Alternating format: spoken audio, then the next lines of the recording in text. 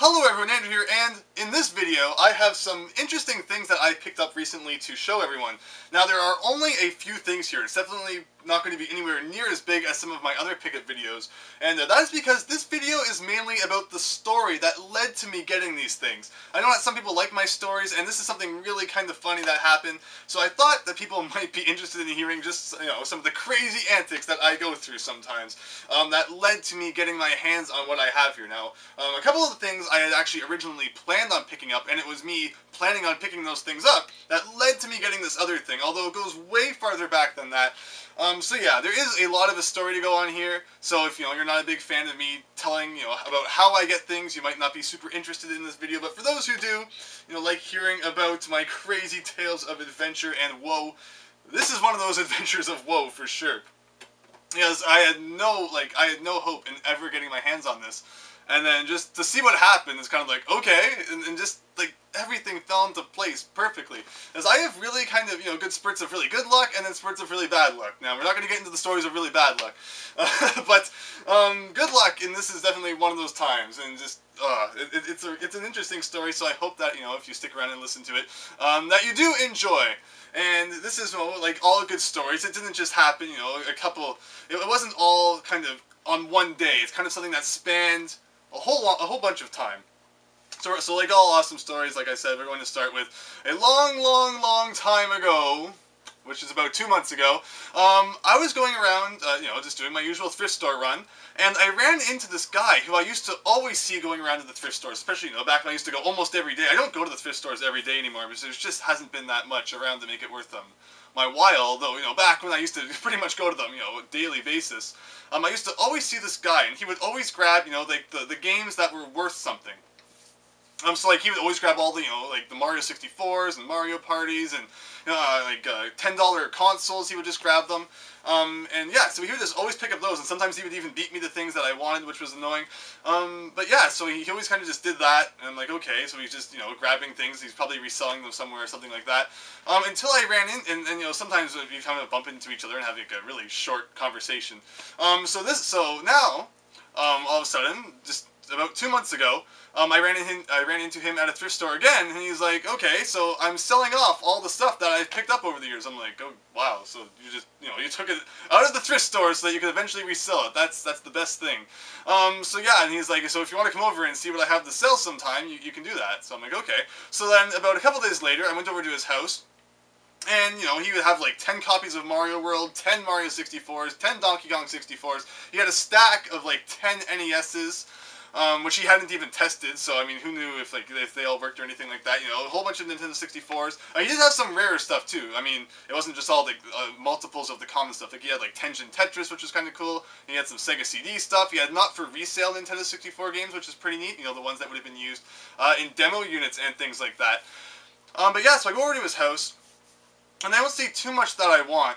Although one thing that caught my eye in the stack of NESs was a European NES. Now, people will know I do not have very many European consoles, and the NES is my favorite console, and I did not have a European one of it, so I would have loved to have gotten my hands on it. But I'm like, oh wow, that is so neat, a European NES. And he's like, well, wait, how can you even tell it's European? And it's just like, yeah, so he didn't even realize what he was picking up, pretty much. Like, he didn't even realize that this NES was European, but the instant I saw it, I mean, there's a million ways to tell. But yeah. So he didn't even realize. I'm like, wow, that's so neat. So, how much will you sell to me separately for? So he's like, no, I'm not looking to sell things down here separately. I'm looking to sell all as a bundle. Now, instantly, I'm like, why did I come here then? I don't need 10 copies of Mario World, and 10 copies of this, and 10 copies of that. So, I mean, there was no way I was going to buy all of this stuff all together. But yeah, he wanted about $1,300 for it all. And I'm like, come on, this is the European NES. You have a stack of like 10 of them. Just sell me that one. And he wouldn't do it. So I kind of had to be like, okay. So I left, and that was the last that we ever saw of the European NES. Maybe. What happened was, so remember, this is 2 months ago. This is like way before Christmas.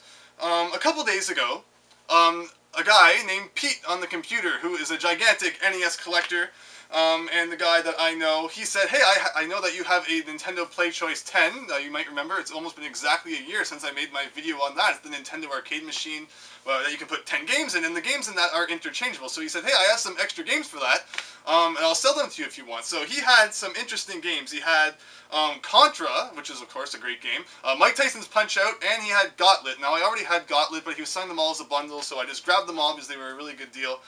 And yeah, so I'm like, yeah, sure, I'll pick them up. So where do you want to meet? So he said that he could meet over in Kitchener. Now, Kitchener is a city that's about an hour away from me, and an hour away from this guy who I went over to his house and saw all his games and stuff. And then I ended up getting the European NES. So I'm like, okay, so, you know, I haven't been down to Kitchener in a while, and there's a lot of video game stores over there, so just for the heck of it, I'll make it a weekend thing, and I'll go out there, and I'll pick these games up from you, and then I'll go do some I'll pick up, you know, the PlayChoice games from you, and then I'll go do some game hunting around. So the first thing I'm going to show you here is the PlayChoice games that I picked up from him. He was very awesome and bubble wrapped them very nicely, and there you can see Mike Tyson's Punch-Out!, Contra, and Gauntlet. Now I'm going to open one here just for the heck of it, because why not?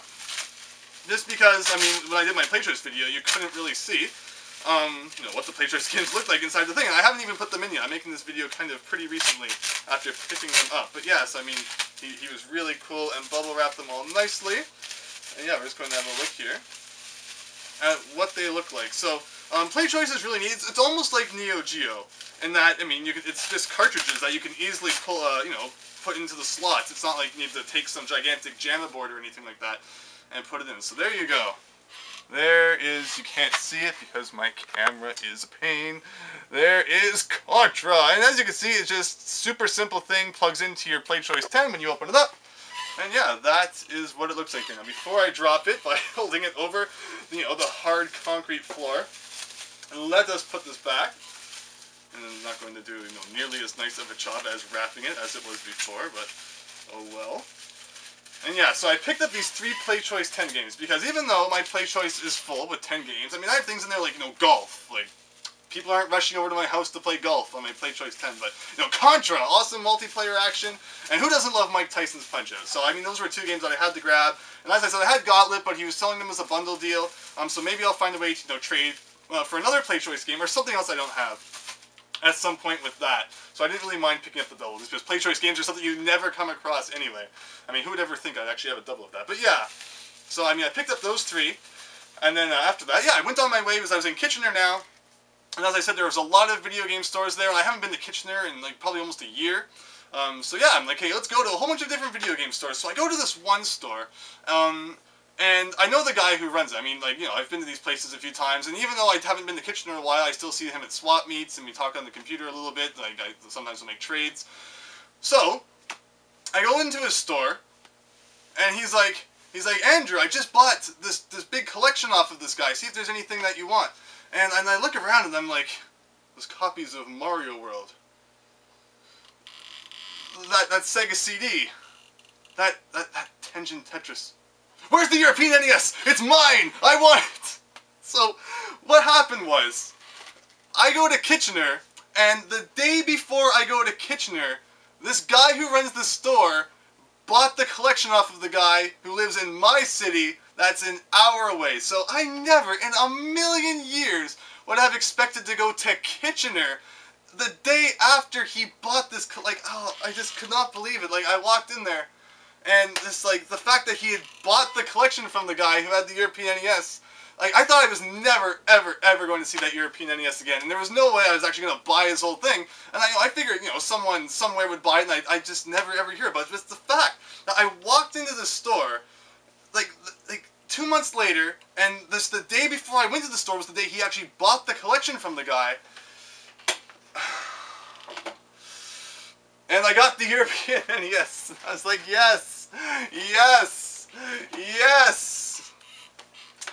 Here we are, the European NES. I was just like, ah, heck yeah. I could not believe it. And I could not believe it. I went to the store, and I'm like, wow, you actually have this. Like, this is just phenomenal. Like, I could not believe it. I just could not believe that, you know, I was in Kitchener for a completely unrelated reason, and I just happened to go to the store, and just the day before he happened to buy the collection off the guy. So yeah, here we go. Like that's just an ending that you would never ever ever see from a mile away. When you just like this guy, and he didn't want to sell it separately, so I just gave up hope after that because there was no way I was going to persuade him or anything like that. I wasn't going to buy his whole collection. So then just to go to this store 2 months later and realize that the day before I went there, he had just bought the whole collection. Because I mean, it wasn't put away; it was all just kind of on the floor and everything, and just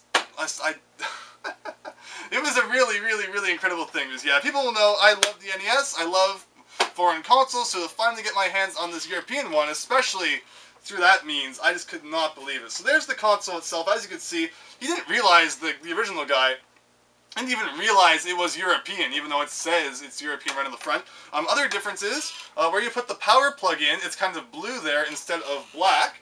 The power cord itself, I don't know how he didn't see this, is of course different. You have crazy European power plugs there, and the end that goes into the back of the NES is blue, just like that. Also, you can tell the power cord itself is a little bit different, because usually on a North American NES power cord, the prongs will come right out of this box, rather than having a bit of, an extra cord here.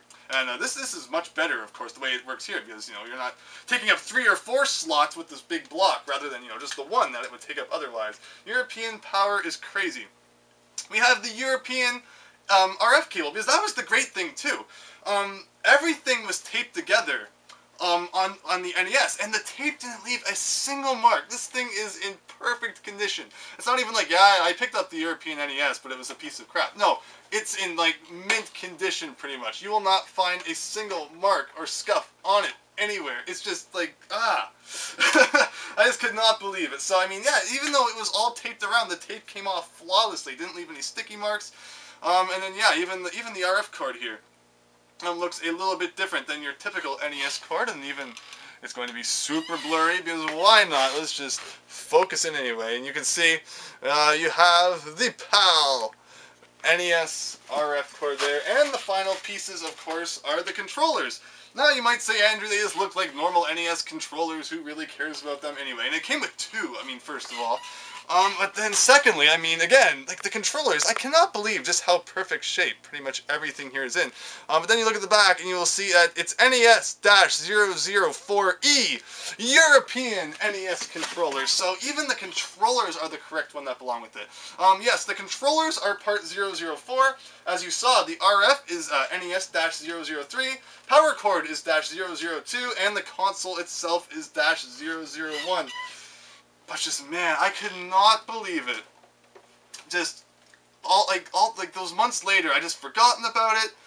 I was in Kitchener for a completely different reason, and then the day before I showed up in Kitchener was the day that the guy had just bought the other guy's whole collection, and I ended up getting this. That's just one of those stories of extremely ridiculous luck, and I don't know how I pulled that off. But that is a story that I will never, ever, ever forget, because I never thought I was going to get my hands on this. I've never seen a European NES before, and then just to see one there, I was like, wow, you got that European NES? And then he wouldn't sell it to me. I was crushed. And then to just, find it at that store. I hope that this is Andrew. This is nothing to get excited about. I hope people can understand just why I'm so blown away by it, because it's just so ridiculous.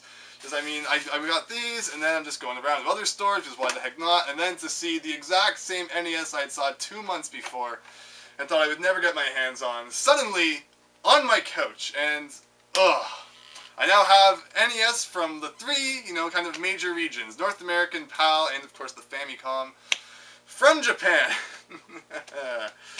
Wow. Wow, okay, so yeah, telling that story again was a lot of fun. It's like reliving the adventure. I should write a book about these things. No, no one would buy that, and I'm not a writer, so watch my videos because they're free. Because, why the heck not? But yeah, that was Andrew's ridiculous weekend. Stay tuned for Andrew's next ridiculous weekend. I could have the best TV show you've ever seen. No, that's something that would be made up on TV, and I'm not making up this story. That's just like one of those random, ridiculously happy endings that would never happen in real life, except it did somehow. So I don't know what else to say about it. All I guess I can really say is I hope that everyone enjoyed my crazy spiel. yeah, that's just a really crazy thing that happened. So I know I didn't really show too much, but I hope that you enjoyed the story. And yeah, things work out sometimes, so never ever give up hope. Although just that, like, it's the chances of that were like 1,000,000 to 1. The store an hour away, like I would never have expected it to show up there, and then just to go there the day after it was bought. Like, I'm just repeating myself now, but it was just that unbelievable for me. So, before I repeat myself again, I hope you enjoyed Andrew's bed story time. Yeah, thanks for watching, and leave your ridiculous gaming stories in the comments below, because why not? And I will read them and respond. So thanks for watching, and see you later.